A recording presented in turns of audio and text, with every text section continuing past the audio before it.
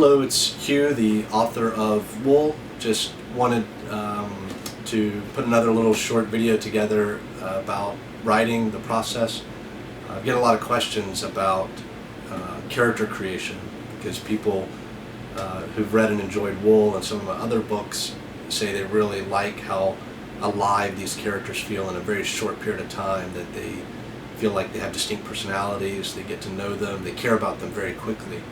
And that's something that I work very hard at, and it's something that participating in writing groups and reading with a critical eye toward how other authors are doing this, and not just books, but reading comics, watching TV, watching films. How do people make you care for a character very early on? And one of the things that I found is to work the emotions of the character in very early without necessarily having it be the character thinking about what they're feeling. There's more subtle ways to pull that off, just in someone's posture or the way they see the world around them. If what they're noticing are, if the thing that they're noticing in a busy street is the homeless person who's wrestling with a cardboard box trying to get it set up and it's windy, that tells you what there's all this other stuff going on. There's jewelry in the jewelry store window right beside them. There are street vendors. There's all this other noise, and the thing that they pick out, that they notice, is this homeless person wrestling with this cardboard box. It tells you something about the character by looking at what they choose to focus on.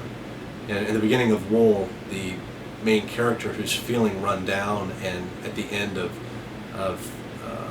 his life, really, what he's noticing is the dilapidation in the silo itself, the rust, the wear, the railing. All these things are the way he views the world. And meanwhile, there's these children playing. He can hear them screaming and laughing in the background, and they would see the world much differently. They would see the possibility and the potential, and he sees the ruin. And so that's a key. You can do it without it being, describing that scene on the street. You're doing something active. You're not just ruminating in the character's head, and I think that's important. Another way to really flesh your characters out is make sure that they have a job and a family, and make sure they have past relationships that aren't even involved in the story you're writing. If it's a love story, make sure there are exes. These are things that everyone else has, but in a lot of writing it feels like characters are completely nude. They don't have a history, they don't have an occupation or a family. All they have is the plot. And that's important for them to move the plot forward, but it also makes some characters feel empty. I like to think of the things the character puts in their pockets when they leave the house, or the spaceship or the pirate ship or wherever they live. What are the things that they carry that are important to them? Because we all do. But if you don't know these things about your character, you have a name and a plot that's happening to them.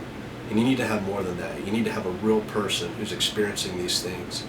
Then you can inhabit their head. You can see the world the way they see it, describe it with their biases and their slant and their emotions. And what you'll have in the end, I feel, it's my process anyway, you'll have a much fuller, richer cast of characters that people connect with immediately, that people care what happens to them, and that people will miss once you kill them.